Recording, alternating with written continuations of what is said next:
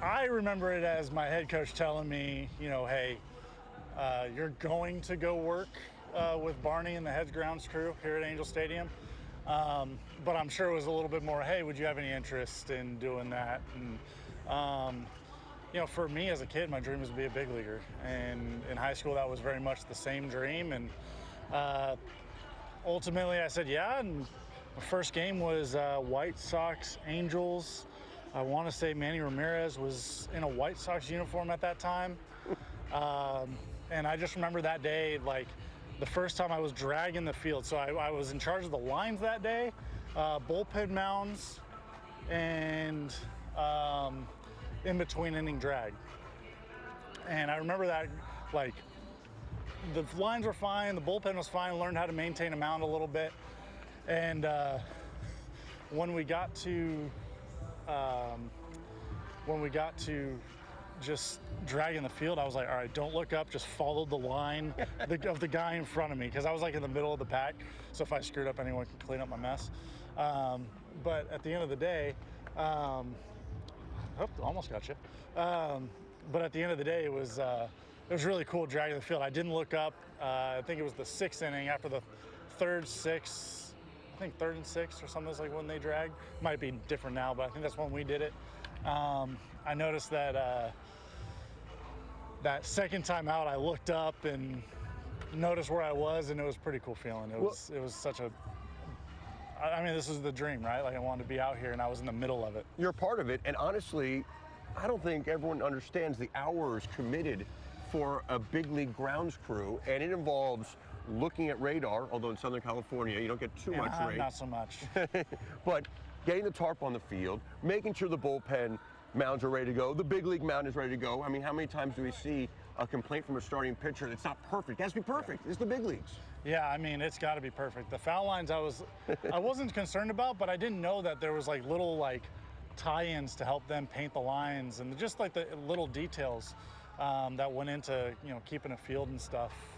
But I learned a lot about maintaining a mound, building a mound, and it's actually led to me building mounds in the off season. I built one this last off season for one of the local groups I work with, Power Cross Ministries in Charlotte, North Carolina. And so we built a 3-pack mound, built it to major league specs, can move the plates around to make sure that the kids can throw at their distances. So all the experience has still been used. And funny enough, my senior year in high school, my head coach had left, and let's just say the field got a little on the wayside a little bit, and so I was in charge of mowing, infield grass, dragging. So luckily, the experience my sophomore and junior seasons, in the handful of games that I was here for, it was pretty cool, and was able to use that going into my senior year. All right, let me just paint a picture. You do 15 years in the big leagues. You make a good living. Maybe you're on the mound in a World Series game or two in your life. When it's all over, Cole Irvin's 45, 50 years old. Are you getting back in the grounds crew game? Are you running some golf course somewhere, another love of yours, to make sure the fairways are good? Yeah, you know what? I still would love to be a part of the game in some capacity, and at the end of my career. And yeah, if it's in high school or wherever it may be, I still would like to maintain a field. I mean, I truly enjoy the process it takes to just maintain a big league diamond, the quality that goes into it, all the materials, different environments, just the detail that goes into it. And I have a pretty good resource to rely on when I have some questions. So ultimately, yeah, I'd still maintain them. I'd still love to do it, and probably would do it on my own pasture, probably on the grass side of things. But at the end of the day, this is really kind of where I was sure that I wanted to become a big leaguer. That experience, and the fact that I was able to write it off as community service hours, sorry to my high school for that.